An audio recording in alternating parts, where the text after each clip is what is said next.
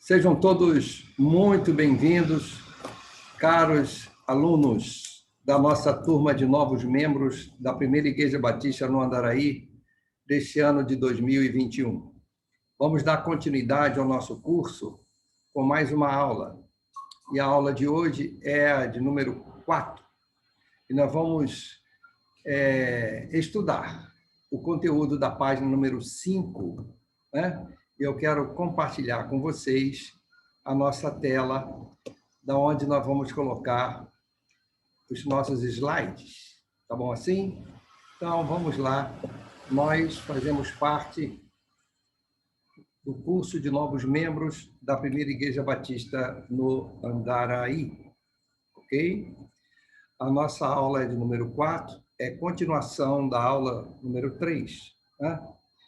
Nós estamos trabalhando nesse tema, salvos para quê? Na última aula, nós vimos que nós somos salvos pela graça, né? E para sempre, ok?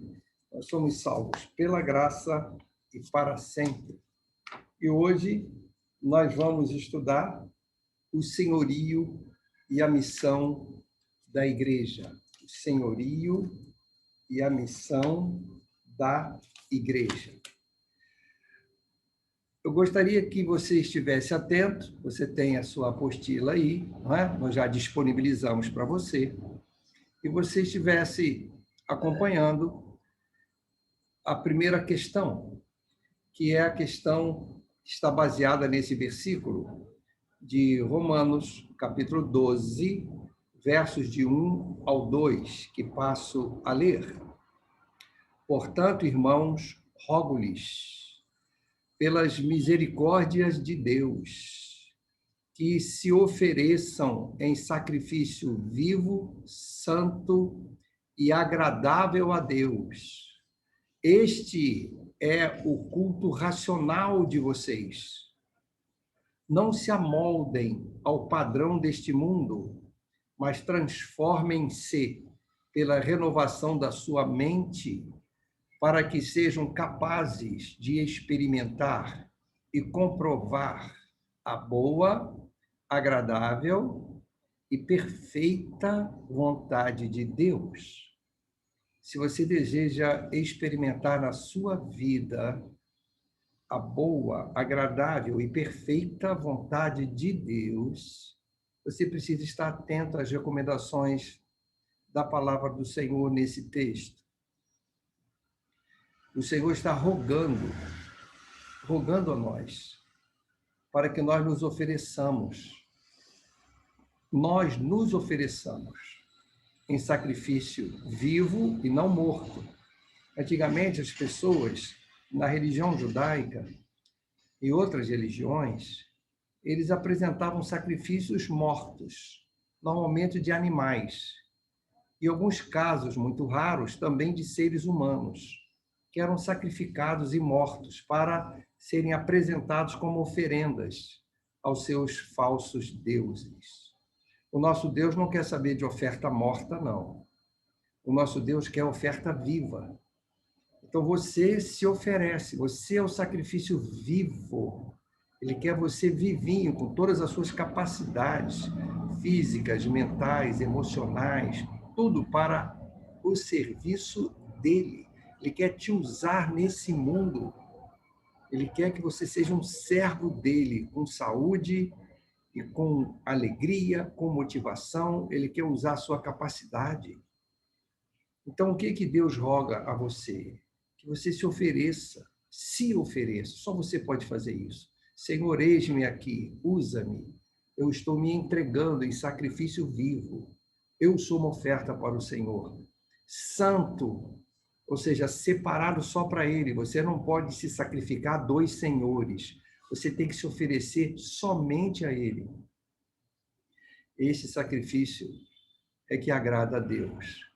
E diz o texto que este é o culto racional de vocês. O culto que o Senhor recebe. Um culto que vem do interior de vocês. Um culto sincero. Um culto que revela o Espírito Espírito verdadeiro de Deus em vocês. É um culto baseado na nossa vida e não em rituais religiosos. Uma vida que cultua pelo seu modo de agir. É uma vida que se oferece a serviço de Deus. E o texto continua dizendo e chamando a atenção: cuidado, não se amoldem ao padrão deste mundo. Ou seja, não acompanhem o padrão deste mundo, não sigam o padrão deste mundo. O mundo tem um padrão que não agrada a Deus. Mas transformem-se pela renovação da sua mente. Nós temos que ter nossa mente transformada.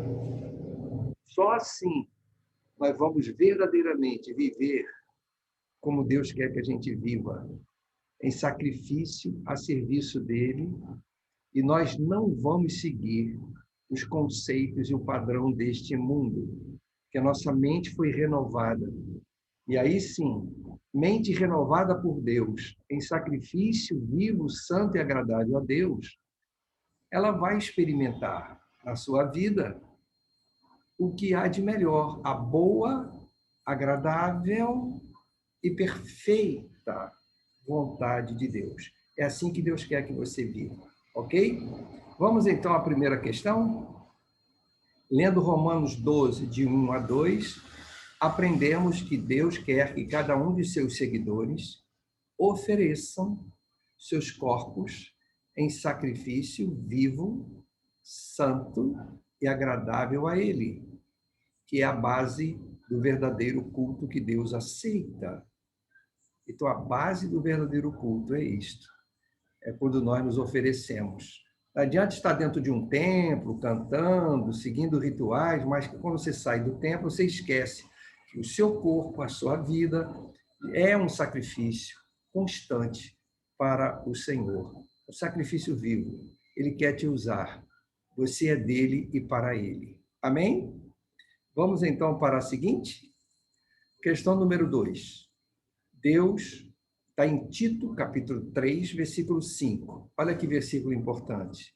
Deus, nosso Salvador, não por causa de atos de justiça por nós praticados, mas, devido à sua misericórdia, ele nos salvou pelo lavar regenerador e renovador do Espírito Santo. Esse texto é muito importante para nós respondermos a questão número 2. Deus, o nosso Salvador, ele nos salva não por causa das nossas práticas religiosas, caridade, bondade. Isso é muito bom. A gente precisa fazer isso, é normal. Isso faz parte da vida de alguém que se oferece em sacrifício vivo a Deus. Mas essas coisas não nos salvam. A nossa salvação não depende dos nossos atos de justiça. Está claro aí? Deus é o nosso Salvador não por atos de justiça por nós praticados, mas, isso sim, devido à sua misericórdia. Ele olhou para nós e teve misericórdia de nós. Por nós mesmos, nós jamais nos salvaria. É alguém que está morrendo afogado no meio do mar, do oceano, e alguém vai lá e joga a boia para você, porque você não tem como se salvar. É assim, mas tem gente que acha que pode se salvar fazendo caridade, rituais religiosos, né? Seguindo sacramentos, aquilo tudo que as religiões colocam na cabeça das pessoas. Mas a Bíblia, a palavra de Deus, diz que a nossa salvação não depende de nada que a gente faça. É uma ação de Deus. Ele nos oferece pela sua misericórdia. Ele nos salvou. E quando ele nos salva, é importante que você saiba, o Espírito Santo de Deus vem para dentro de nós e ele nos regenera, uma vida nova. Regenerar é uma nova geração, uma nova vida. Ele nos renova. Nós estávamos mortos e nascemos de novo. O Espírito Santo faz isso dentro de nós. Amém? Ok? Então, vamos agora à resposta da questão número 2, baseada no texto anterior e nesse texto de Tito 3:5. Vamos lá?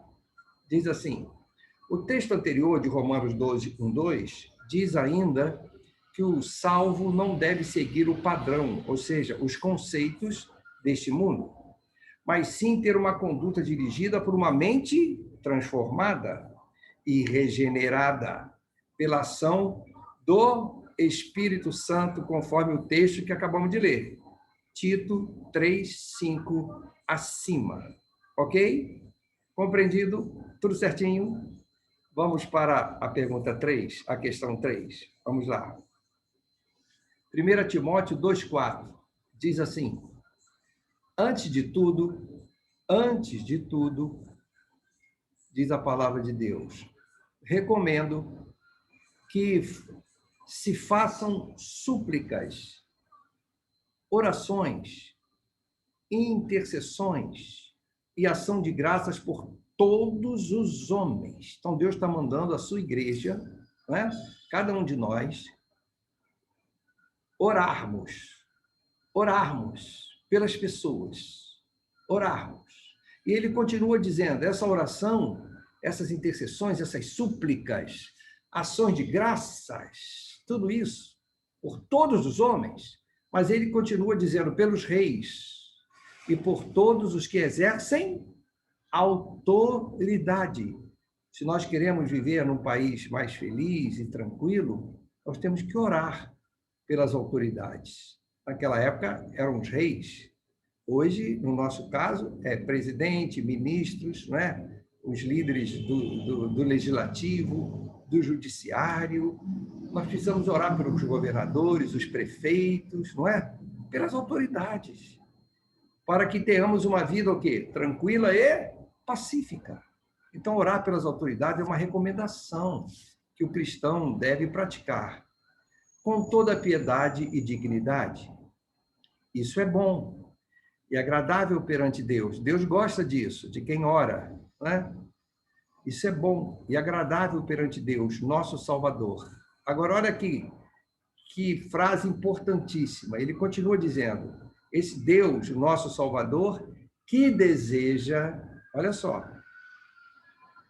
que deseja que todos os homens sejam salvos. Então, nós temos que orar pela salvação das autoridades, orar pela salvação das pessoas, dos nossos vizinhos, dos nossos parentes. Por quê? Porque Deus deseja que todos os homens tenham uma experiência com Ele, sejam regenerados. Deseja que todos os homens sejam salvos e cheguem ao conhecimento da verdade. Então, queridos, você não pode esquecer que Deus deseja que todos sejam salvos. Essa é a vontade de Deus. Continuando. De acordo com o texto acima, qual é a vontade de Deus para todas as pessoas? Que elas se salvem e conheçam a verdade. Ok? Não deixe nenhuma heresia entrar na sua cabeça de um Deus que não deseja que todos os homens sejam salvos, porque está escrito na Bíblia que ele deseja que todos sejam salvos. Cuidado. Cuidado com as teologias aí meio esquisitas. Um Deus que separa a gente para ir para o céu, a gente para ir para o inferno. Não. O desejo de Deus é que todas as suas criaturas, que Ele ama tanto, sejam salvos. Ok? Continuando. Vamos para a questão 4. Em Mateus 28, 18 a 20, nós encontramos esse belo texto. Então, Jesus aproximou-se deles, ou seja, dos seus discípulos, e disse: foi-me dada toda a autoridade no céu e na terra. Portanto, vão e façam discípulos de todas as nações, batizando-os em nome do Pai e do Filho e do Espírito Santo, ensinando-os a obedecer a tudo o que eu lhes ordenei. E eu estarei sempre com vocês até o fim dos tempos. Nesse texto está claro qual é a missão da igreja, não está? A missão da igreja é o quê? Fazer discípulos, ou seja, seguidores. Eu sou um discípulo, você é um discípulo, e nós temos como missão fazer outros discípulos, seguidores de Cristo. Mas como é que nós vamos fazer isso? O texto nos explica. Primeiro, nós temos que ir. Vão, saiam. Entre em contato com as pessoas, se relacionem. Se nós ficarmos isolados, nós não vamos fazer discípulos. Saiam. A segunda ação qual é? Aquelas pessoas que aceitarem a mensagem do Evangelho, vocês devem fazer o que com elas? Batizá-las. Vocês saíram, testemunharam, falaram de Cristo para elas. Agora, aquelas que crerem, vocês precisam batizá-las. Então, o batismo é uma ordenança do Senhor. E, finalmente, a outra ação, a terceira, depois, é ensinando-os, o ensino. Então, nós precisamos sair para testemunhar. Os que se converterem usando o seu livre-arbítrio, crerem na mensagem do Evangelho, crerem em Cristo, eles precisam confirmar isso pelo batismo, que é um testemunho público da sua fé. Mas essa pessoa precisa continuar num processo de ensino, aprendizagem da palavra de Deus, para ir crescendo, amadurecendo, até que possa se tornar um discípulo que vai ensinar a outros. Deu para entender? É igual uma criança que cresce, casa e te dá neto, não é? Então, primeiro tem que crescer, para depois casar e te dar neto, que é filho do seu filho. Então, nós precisamos sair, batizar os convertidos e no processo de ensino-aprendizagem contínuo até que ele tenha condições de ensinar a outros. Amém? Gravem isso. Outros versículos importantes. Marcos 16, 15 e 16 diz o quê? O que Jesus diz para os seus discípulos aqui? E disse-lhes: vão pelo mundo todo e preguem o evangelho a todas as pessoas. Quem crer e for batizado será salvo, mas quem não crer será condenado. Livre-arbítrio, não é? Mas a nossa missão como igreja qual é? Pregar o evangelho para o mundo todo. Então, Deus está chamando pessoas, missionários, jovens, pessoas de todas as faixas etárias, pessoas aposentadas. Deus está chamando. Está mandando para frentes missionárias no Brasil e no mundo. Isto é que é missões. Não é? Pregar o evangelho a todas as pessoas. Quem crê, não é? Quem crê é uma opção. É o livre-arbítrio. Esse será salvo. Mas quem não crê, o que Deus pode fazer? Você não quer agarrar a boia. Você não acredita que a boia vai te salvar. Você vai ser condenado. 1 Pedro 2,9, o que diz esse texto sagrado? Vocês, porém, está falando para a igreja, nós. Vocês, porém, são geração eleita, sacerdócio real, nação santa, povo exclusivo de Deus. Olha quantos elogios para nós. A igreja é uma geração eleita, Deus nos escolheu. Nascidos de novo, uma geração escolhida. Sacerdócio real, nós somos servos do Senhor. Nós somos sacerdotes de Deus. Nação santa, separada para Ele. Povo exclusivo de Deus. Para que tanto elogio? Não é? Nós, como igreja, nos sentimos honrados de sermos tão importantes para o Senhor.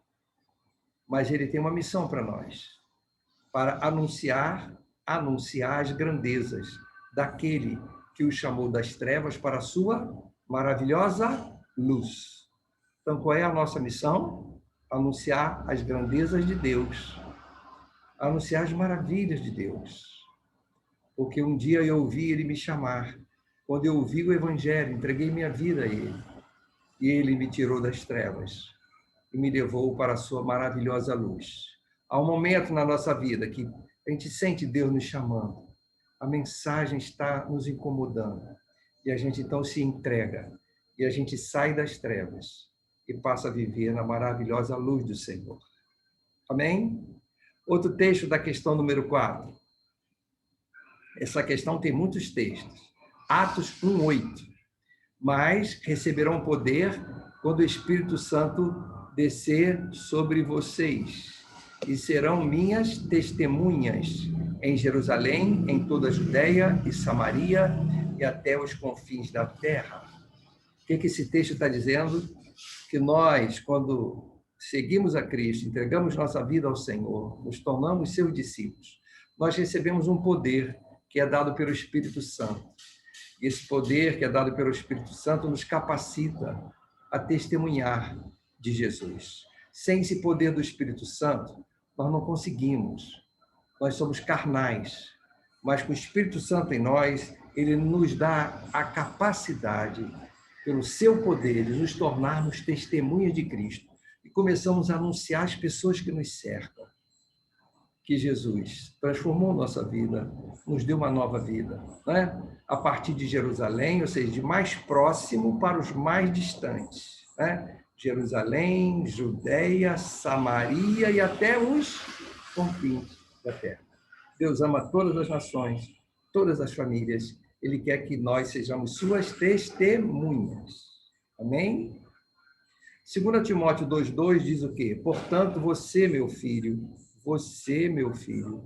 fortifique-se na graça que há em Cristo Jesus.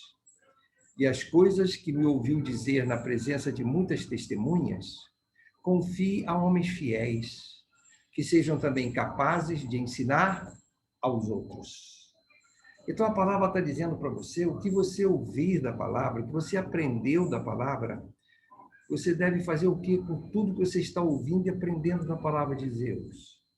Você deve confiar essas coisas para homens que sejam capazes de ensinar a outros homens. Pessoas capazes de ensinar outras pessoas. Né? Nós precisamos trabalhar com as vidas fiéis, para que elas amadureçam e possam fazer o mesmo com outras vidas. Confie o que você está aprendendo. Aqueles que estão aprendendo com você são pessoas que estão seguindo a Jesus, para que eles possam crescer e ensinar a outros. É uma corrente de transmissão. Eu aprendo com a palavra, eu passo para aquelas pessoas que são verdadeiramente fiéis, e essas pessoas vão passar para outras, e assim sucessivamente. A corrente vai se multiplicando. Ok? Muito bem, queridos. Agora vamos à questão número 4. Diz assim: segundo os textos anteriores, segundo os textos que lemos, vários textos, complete os espaços das respectivas ações da igreja, para bem cumprir a sua principal missão, que é a de fazer discípulos. Então, as ações da igreja para cumprir a sua principal missão, que é de fazer discípulos. Conforme todos os textos que nós lemos, quais são as 5 ações que a igreja precisa fazer? Testemunhar, pregar o evangelho, batizar, ensinar e enviar. E enviar. Você está trabalhando com alguém, você está ensinando alguém, e depois você envia essa pessoa para fazer o mesmo com outra pessoa. Você libera ela. É como um filho que você educa, ele cresce, e depois você libera ele para formar outra família. Você envia ele. É exatamente isso. A igreja tem que testemunhar, pregar o evangelho, batizar os convertidos, ensinar a palavra de Deus e enviar as pessoas ao mundo para que elas continuem testemunhando e falando de Jesus. Amém? Essas 5 são as missões da igreja. Eu vou parar por aqui, porque a aula já chegou ao seu limite de tempo, e na próxima semana nós vamos fazer uma revisãozinha rápida e vamos continuar, tá bem? Porque essa é uma aula muito importante. O senhorio de Cristo e a missão da igreja, tá? Eu quero que você continue estudando, pedindo a Deus que te ilumine, para que você possa aprender essas lições de forma muito completa. Pede a Deus que coloque dentro do teu coração, da sua mente, a sua palavra, para que você possa firmar seus passos na santa palavra de Deus e assim realizar a vontade de Deus. Tá? É isso que eu desejo para você. Um aprendizado cada vez melhor.